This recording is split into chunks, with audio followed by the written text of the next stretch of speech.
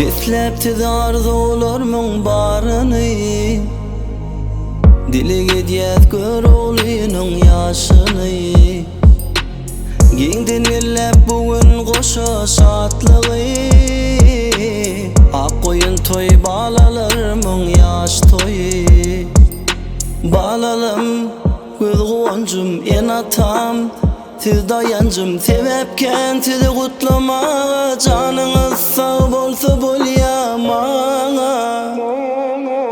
Hakkın kemal bağıttiler kalbinin, kim etmesin Allah'ım sizi başımızdan.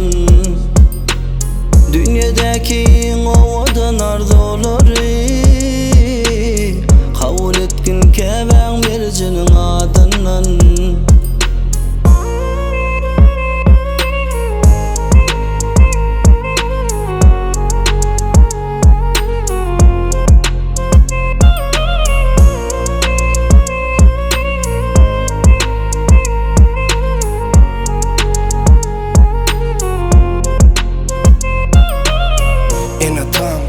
Maskalam olsa başımda, karadan dağın işe çıkarım kicim yaltınman. Yadımın dertleri yüklemen üstüme, ya dolu alar yalı karşınız.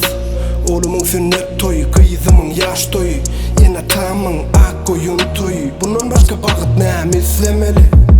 Durmuş yüzüme yılırıp durka, nera hüydel yürü vurup durka.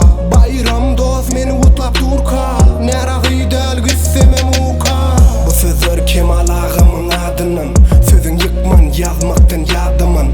Yakin dost, yakin sırdaş, günüme göre go ıkval olsun yollaş. Balalım göz goncum en atam, siz dayancım sebepken sizi kutlamağa. Canınız sağ bolsa bolyamağa. Hakkın kemal bağıttiler kalbinin, kim etmesin Allah'ım sizi başımızdan.